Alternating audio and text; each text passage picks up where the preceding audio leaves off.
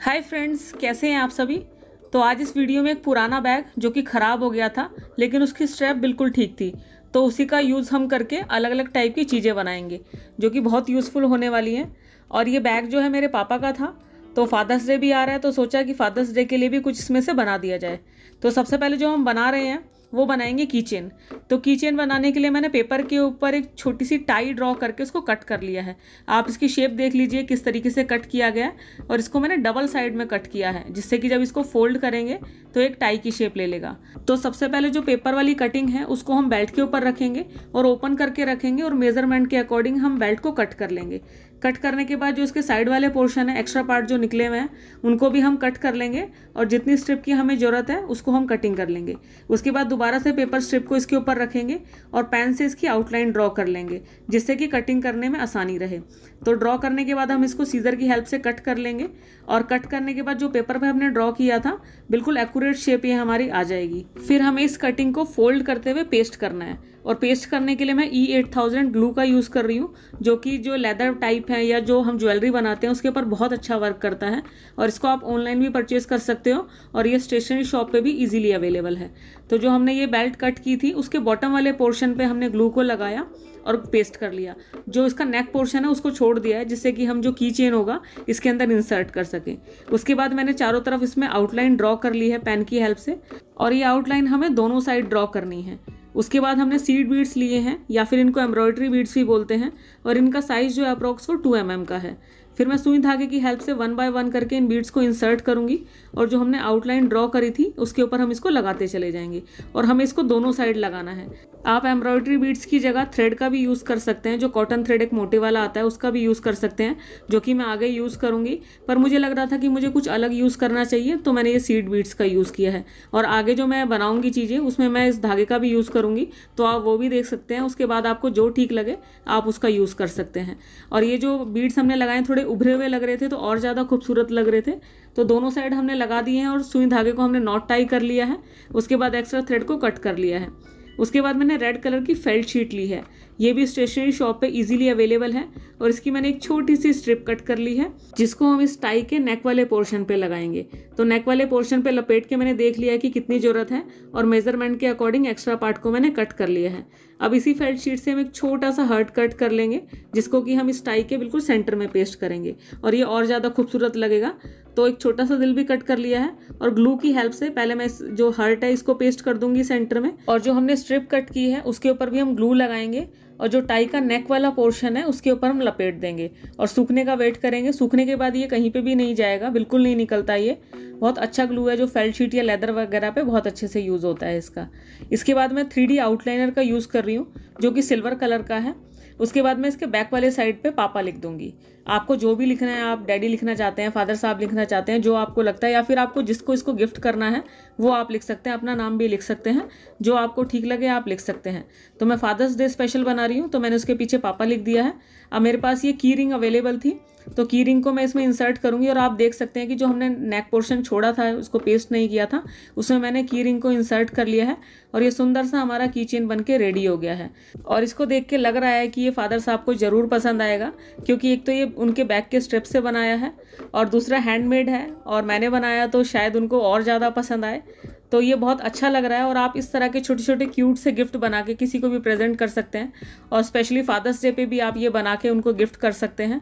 तो आप ज़रूर कमेंट कीजिएगा कि आपको कैसा लगा और बहुत इजी वे में बन गया था ये। तो अब चलते हैं नेक्स्ट DIY की तरफ और नेक्स्ट DIY में भी इस बेल्ट का ही यूज़ कर रहे हैं और इस बार जो इसमें शोल्डर पैड होता है, आपने देखा होगा कि जो बैक की स्ट्रिप्स होती हैं उसमें एक शोल्डर पैड होता है जिससे कि कंधे में दर्द ना हो, उसका यूज़ कर रहे हैं।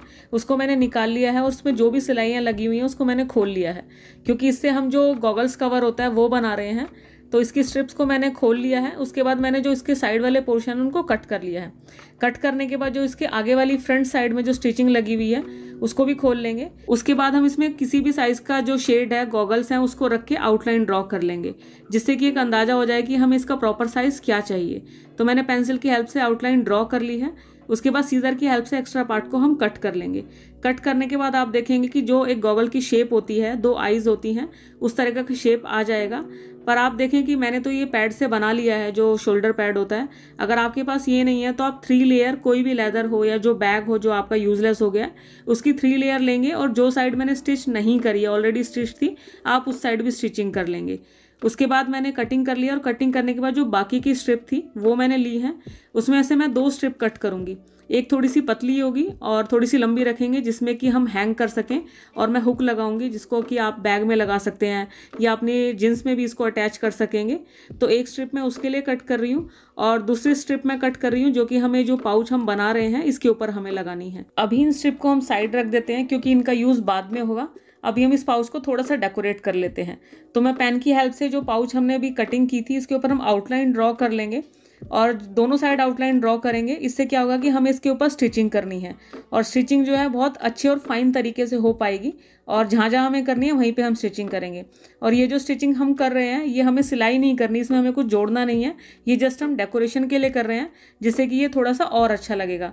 और जैसे कि ये पाउच ब्लैक है तो मैं इसके ऊपर व्हाइट थ्रेड का यूज़ कर रही हूँ, और ये थ्रेड आपने देखा होगा मार्केट में कॉटन थ्रेड आता है, थोड़ा सा मोटा होता है, मैं उसका यूज़ कर रही हूँ। अब इसकी एक सिंगल लेयर लेंगे और सुई धागे की हेल्प से हम इसमें स्टिचिंग करना शुरू करेंगे। और जो ये हम स्टिचिंग कर रहे हैं सुई धागे को हम इक्वल मेजरमेंट पे इंसर्ट करेंगे, जहाँ पे मैंने स्टार्टिंग की है और फिर दोबारा वापस हमने इंसर्ट किया है सुई को। जब दोबारा हम करेंगे तो जो पहले वाली स्टिचिंग थी उसके इक्वल होनी चाहिए, और पूरी सिलाई हम ऐसे ही करेंगे। तो देखेंगे कि ये देखने में अच्छा लग रहा है और कहीं से भी छोटा बड़ा नहीं दिख रहा है कि कहीं पे सिलाई छोटी आई हुई है, कहीं पे बड़ी आई हुई है। अब जो एक्स्ट्रा थ्रेड है उसमें हम नॉट टाई कर लेंगे और सीजर की हेल्प से हम कट कर लेंगे। और आप चाहें तो जैसे कि हमने कीचेन में जो बीड्स का यूज़ किया है आप उसका भी यूज़ कर सकते हैं, पर मैंने इसमें थ्रेड का यूज़ करना ठीक समझा जिससे कि दोनों चीज़ें आपको बताई जा सकें। अब जो हमने बताया था कि इसमें 3 लेयर हैं, एक लेयर पे तो हमने स्टिचिंग कर दी है, उसके बाद 2 बाकी रह गई हैं। तो जो बाकी की 2 लेयर हैं उनको हम साथ में अटैच करते हुए दोबारा से स्टिचिंग शुरू करेंगे। और स्टिचिंग का प्रोसीजर सेम रहेगा कि एक इक्वल हमें डिस्टेंस पे इसमें स्टिचिंग लगानी है जिससे कि ये देखने में अच्छा लगे। और अभी हमें दूसरी वाली साइड को पूरा नहीं सिलना है, थोड़ा सा पोर्शन हम छोड़ देंगे। उसके बाद मैंने ये फॉर्म ली है, ये भी बैग से ही निकली थी, और इसके छोटे छोटे पीसेस मैंने कट कर लिए हैं। कट करने के बाद जो हमने अभी एक पार्ट छोड़ दिया था उसमें हम इसको इंसर्ट करना शुरू करेंगे, सभी को इसमें भर देंगे और पेंसिल की हेल्प से हम इसमें अच्छे से स्प्रेड कर देंगे। उससे क्या होगा कि जिस तरफ हम गॉगल्स रखेंगे, जिस तरफ ग्लासेस आएंगे, उनमें टूटने का डर नहीं रहेगा। और अच्छे से इक्वल कर देंगे इसको। उसके बाद हम दोबारा से इसमें स्टिचिंग लगा देंगे जिससे कि ये फॉर्म भी बाहर नहीं आएगी और ये देखने में भी अच्छा लगेगा। और जो इसका ये वाला पोर्शन है वो बहुत फॉर्मी सा हो गया है और ये हमारे ग्लासेस के लिए बहुत अच्छा है।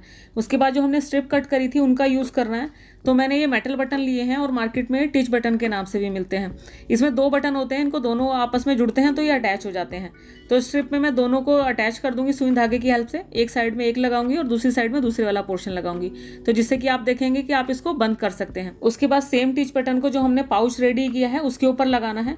तो जो दोनों उसके पोर्शन हैं उनके ऊपर एक साइड पे हम एक लगा देंगे और दूसरी साइड पे हमें दूसरे वाला पोर्शन लगाना है, जिससे कि जब इनको आपस में अटैच करेंगे तो बंद हो सकें। अब जो स्ट्रिप हमने रेडी करी थी उसको पाउच के फ्रंट वाले साइड पे जो सिंगल लेयर थी उस वाली साइड पे रख के हमें सुई धागे की हेल्प से स्टिच कर देना है। थोड़ा ऊपर मोटा पोर्शन है तो थोड़ी सी दिक्कत हो रही है, लेकिन अगर आप मोटी वाली सुई लेंगे तो उससे ईजिली हो जाएगा। तो उसके ऊपर लगा के हमें इसको अच्छे से स्टिच कर देना है और सुई धागे की हेल्प से ही हम जो एक्स्ट्रा थ्रेड होगा उसमें गिठा लगा लेंगे और फिर एक्स्ट्रा थ्रेड को हम कट कर देंगे। कट करने के बाद जो हमने दूसरी वाली स्ट्रिप बनाई थी उसको भी हमें अटैच करना है। तो उसके लिए मैं एक लॉबस्टर क्लैप ले रही हूँ। ये मैंने आइडेंटी कार्ड में था, आइडेंटी कार्ड पुराना हो गया था तो मैं अब उसका यूज़ कर रही हूँ यहाँ पे, वो मैंने लिया है। तो मैंने उसको भी सुई धागे की हेल्प से कॉर्नर में अटैच कर लिया है। अटैच करने के बाद एक्स्ट्रा थ्रेड को हम कट कर लेंगे और इसका जो यूज़ रहेगा, जैसे कि आपको उसको बैग पे हैंग करना है या अपनी जींस पे हैंग करना है, कहीं भी हैंग करना है, उसमें आप इसका यूज़ कर सकते हैं और बहुत अच्छा भी लग रहा है, अट्रैक्टिव सा लग रहा है। तो इसको मैंने अटैच कर दिया है। अटैच करने के बाद अभी ये हमारा जो कवर है ये तो रेडी हो गया है, पर इसको थोड़ा सा और डेकोरेट कर लेते हैं। तो मैं इसमें बटन का यूज़ कर रही हूँ। आप चाहें तो आप इसमें स्टोन का भी यूज़ कर सकते हैं या आपके पास जो भी चीज़ अवेलेबल हो आप लगा सकते हैं। मेरे पास बटन अवेलेबल थे, दूसरा मुझे फादर साहब को फादर्स डे पे गिफ्ट करना है तो मैंने बटन लगाना ठीक समझा। तो दोनों साइड पे मैंने बटन लगा दिए हैं जिससे कि और अच्छा लग रहा है। और व्हाइट कलर मैंने इसलिए यूज़ किया क्योंकि थ्रेड जो है वो व्हाइट कलर का है, तो ब्लैक एंड व्हाइट का कॉम्बिनेशन जो है वो बहुत अच्छा लग रहा है। अब इसमें हम गॉगल्स रख के देखते हैं कि वो कैसे कैसे हमें लगाने हैं। तो पहले जो शेड्स हैं उनको इसमें रखना है और जो उसके साइड वाले हैंडल होते हैं उनको हमें फोल्ड करते हुए जो हमने टिच बटन लगाए थे उससे हमें रैप कर देना है, जिससे कि ये गिरे ना। तो आप इसको इस बैग में इस तरीके से हैंग भी कर सकते हैं और इसको लगाने और खोलने का तरीका बहुत ही आसान है और हैंग करा हुआ भी थोड़ा सा अच्छा क्लासी लुक देता है, फंकी लुक देता है। और मुझे तो ऐसे लग रहा है कि इसको देख के मेरा ही दिल इसके ऊपर आ गया है। तो आप ज़रूर बताना कि मैं फादर साहब को गिफ्ट करूँ या खुद रख लूँ। और बहुत अच्छा बना और बहुत मजबूत भी है क्योंकि हमने स्टिचिंग वगैरह इसमें करी है। तो आप कमेंट जरूर करिएगा ये आपको कैसा लगा। अब चलते हैं नेक्स्ट DIY की तरफ। उसी बेल्ट का यूज़ कर रहे हैं। तो इस वाले DIY में हम ब्रेसलेट बनाएंगे बॉयज़ लोगों के लिए, जो बहुत अच्छा होने वाला है और देखते हैं कि कैसा लगेगा। और बनाने में भी बहुत आसान है, बस इसमें थोड़े से हमें मेजरमेंट ध्यान रखने हैं। तो उसके अकॉर्डिंग हमें इसको कट करना है। तो सबसे पहले मैंने इस जो बैक की स्ट्रिप थी उसको मैंने ओपन कर लिया है और ओपन करके बिल्कुल सेंटर से हम कट कर लेंगे, जिससे कि दोनों पोर्शन को अलग किया जा सके। और ये सब जब मैं बना रही थी तो मम्मी मुझे बोली कि जैसे हम एक कपड़े का पोंछा बनने तक यूज़ करते हैं, उसी तरीके से मैंने बैक का और जो बैक की स्ट्रिप थी इसका भरपूर यूज़ किया है। इसकी छोटी छोटी चीज़ें बना के, मतलब मैंने इसमें ज़रा सा भी पोर्शन नहीं छोड़ा कि कुछ गुंजाइश रह जाए। अगर कुछ बचेगा भी तो मैं ज़रूर उसका यूज़ कर लूँगी। तो मैंने इसकी कटिंग कर ली है और साइड से जो स्टिचिंग आ रही है उसको भी हम निकाल देंगे क्योंकि ब्रेसलेट में स्टिचिंग की ज़रूरत नहीं है। तो बिल्कुल अच्छे तरीके से, क्योंकि हमें हाथ में पहनना है, बहुत अच्छा भी लगना चाहिए, इसलिए मैंने पहले ही बोला कि इसमें मेजरमेंट का हमें ज़रूर ध्यान रखना है। तो मैंने इसको रिस्ट के अकॉर्डिंग मेजरमेंट करके कट कर लिया है और थोड़ा सा एक्स्ट्रा ही रखा है कि बॉयज़ लोगों की जो रिस्ट है वो थोड़ी सी तो मोटी होती होगी कलाई उनकी। तो मैंने स्केल की हेल्प से 10 इंचज़ पे अप्रॉक्स मार्किंग कर ली है, लेकिन अभी सिर्फ निशान लगाना है, हमें कट नहीं करना है। और हमें जस्ट इसका डबल लेना है। तो जो हम डबल ले रहे हैं तो दूसरी वाली साइड पे भी हमें 10 इंचेस लेना है और उसके जस्ट हमें सेंटर में निशान लगाना है। तो स्केल की हेल्प से जो इस बेल्ट की चौड़ाई है उसमें मैं सेंटर में 2 निशान लगा लूँगी। तो सेंटर में अप्रॉक्स हमें इसको आधे इंच से ज़्यादा का रखना है। आधे से ज़्यादा इंच का गैप रखते हुए हम जगह जगह इसमें निशान लगा लेंगे और निशान लगाने के बाद हम एक सीधी लाइन ड्रॉ कर लेंगे। और बार बार मैं बोल रही हूँ कि इसमें मेजरमेंट का ध्यान रखना है। जब सीधी लाइन ड्रॉ हो जाएगी तो हमें उसी लाइन के ऊपर इसको कट करना है। तो दोनों साइड निशान लगाने के बाद सीजर की हेल्प से अब हम इसको कटिंग करना शुरू करेंगे और जो लाइन है उसी के ऊपर हम इसमें कटिंग करेंगे। कटिंग करने के बाद अब ये हमारी जो एक पोर्शन है वो पूरा अच्छे से चौड़ा दिख रहा है, जो कि कलाई के ऊपर आना है, और जो दूसरे वाला पोर्शन है वो बहुत छोटी सी स्ट्रिप है। तो थोड़ा सा स्टाइलिश होने वाला है। लास्ट में आपको पता लग जाएगा कि ये लास्ट वाली जो है मैंने टेल क्यों रखी है और इसका क्या यूज़ रहेगा। तो कटिंग कर लिया। अब आप देखेंगे जो इसके कॉर्नर हैं उनको भी हमें राउंड शेप में कट कर लेना है। तो जो भी इसके कॉर्नर हैं, जो ब्रॉड वाली स्ट्रिप है उसमें भी कॉर्नर हैं, जो बारीक वाली हमने स्ट्रिप कटिंग करी है उसके जो कॉर्नर हैं उनको राउंड शेप में हम कट कर लेंगे। अब कट करने के बाद जो हमारा रिस्ट वाला पोर्शन है उसको हम लेंगे और उसके ऊपर हम मेजरमेंट करेंगे। तो एक साइड पे अप्रॉक्स में 2 इंचेस पे निशान लगा लूँगी। 2 इंचेस पे निशान इसलिए लगा रही हूँ क्योंकि इसके ऊपर अभी हमें थोड़ा सा डेकोरेशन करना है, जिससे कि हम उसको उसी मेजरमेंट से शुरू करेंगे। तो नीचे वाला पोर्शन है वो हमारी कलाई के नीचे आएगा और जो डेकोरेशन वाला पोर्शन है वो ऊपर आएगा। तो मैंने 2 इंचेस पे निशान लगा लिया है और दूसरी साइड हमें अप्रॉक्स 1 इंचेस पे निशान लगा लेना है। फिर उसके बाद जो रिस्ट वाला पोर्शन है उसके ऊपर हमें दोनों तरफ 2-2 लाइन ड्रॉ करनी है, थोड़े थोड़े गैप पे ड्रॉ करनी है। और जो साइड से मेजरमेंट रहेगा वो अप्रॉक्स में 1 सेंटीमीटर का ले रही हूँ। दोनों तरफ 1 सेंटीमीटर का डिस्टेंस छोड़ते हुए हमें 2-2 लाइन ड्रॉ कर लेनी है। दोनों लाइन ड्रॉ करने के बाद पेंसिल से हमें इसमें थोड़े गहरे निशान लगा लेने हैं, जिससे कि डॉट के निशान आ जाएं। और ये जो डॉट के निशान होंगे ये अप्रॉक्स में 2 सेंटीमीटर के गैप पे लगाऊंगी, जिससे कि इसके ऊपर होल किया जा सके।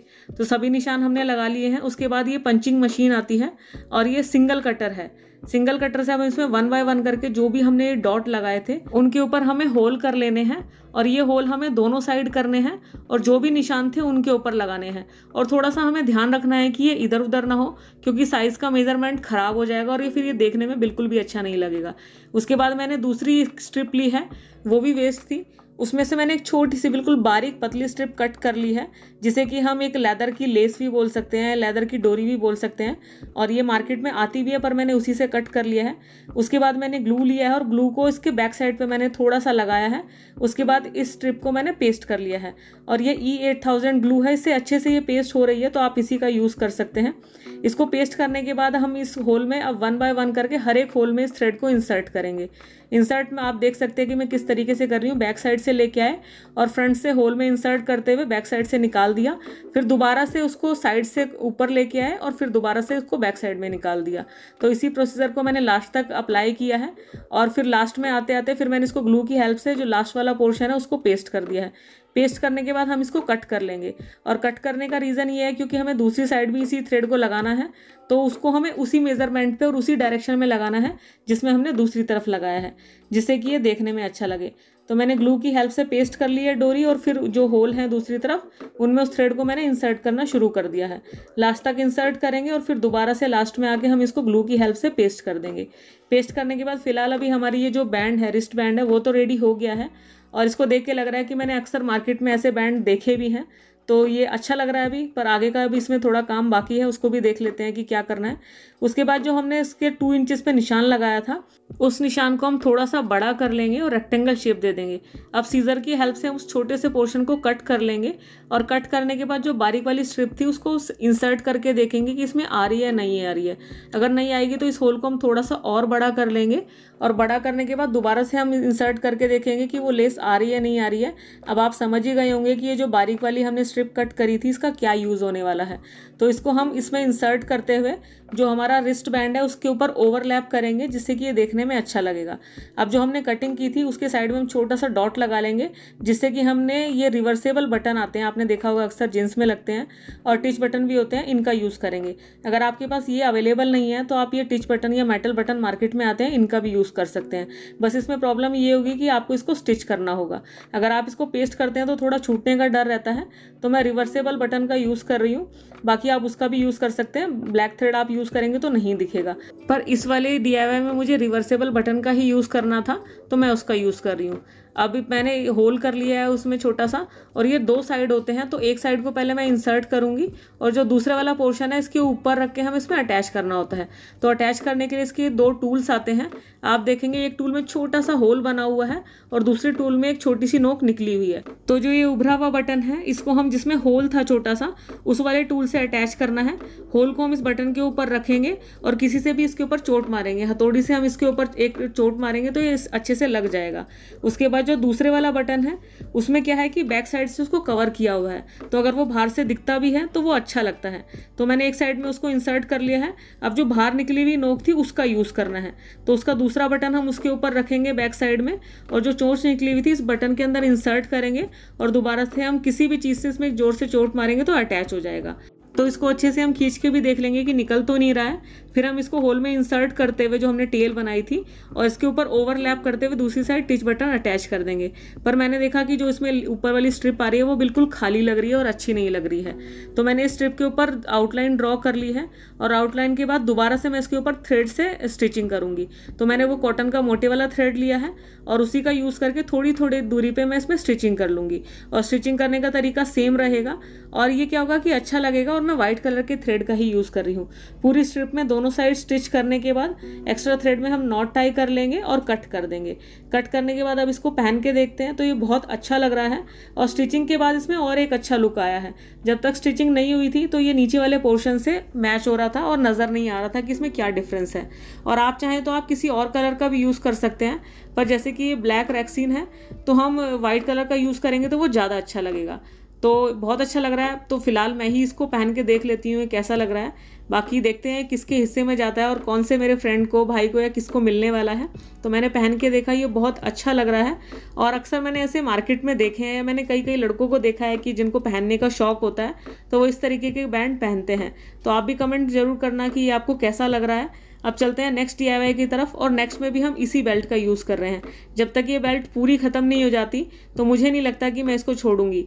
और वैसे भी ये बहुत मजबूत बेल्ट है, ये बैग बहुत अच्छा था, तो इसी का मैं यूज़ कर रही हूँ। अब मैंने इस बेल्ट का एक पोर्शन ले लिया है, और ये जो हुक है ये इसी बेल्ट में लगा हुआ था, तो मैं इसका यूज़ कर रही हूँ। एक साइड में मैं इंसर्ट करते हुए मैंने इसको फोल्ड कर लिया है, और सुई धागे की हेल्प से हम इसको स्टिच करेंगे। और मैं ब्लैक थ्रेड का यूज़ कर रही हूँ, और जहाँ पे इसमें ऑलरेडी स्टिचिंग हुई थी, जिसको मैंने कट किया था, वहाँ पे उसको हुक को अटैच करके उसी के ऊपर मैं स्टिचिंग करूँगी, जिससे कि ये दिखाई ना दे। फिर हम इसमें पीछे बैक साइड में नॉट टाई कर लेंगे, और एक्स्ट्रा थ्रेड को हम कट कर देंगे। अब आप देखेंगे हुक अटैच हो गया, और ये बहुत मजबूत हो गया है। स्टिचिंग करने से अच्छे से जुड़ जाती हैं चीज़ें। उसके बाद हम इसके ऊपर निशान लगा लेंगे, और मैं अप्रॉक्स 2 सेंटीमीटर पे निशान लगा रही हूँ। पूरी बेल्ट पे हमें दोनों साइड पे 2-2 सेंटीमीटर के गैप पे निशान लगाने हैं, और ये निशान बिल्कुल एक दूसरे के सामने होने चाहिए, क्योंकि हमें इसमें वाइट थ्रेड से हमें स्टिचिंग करनी है।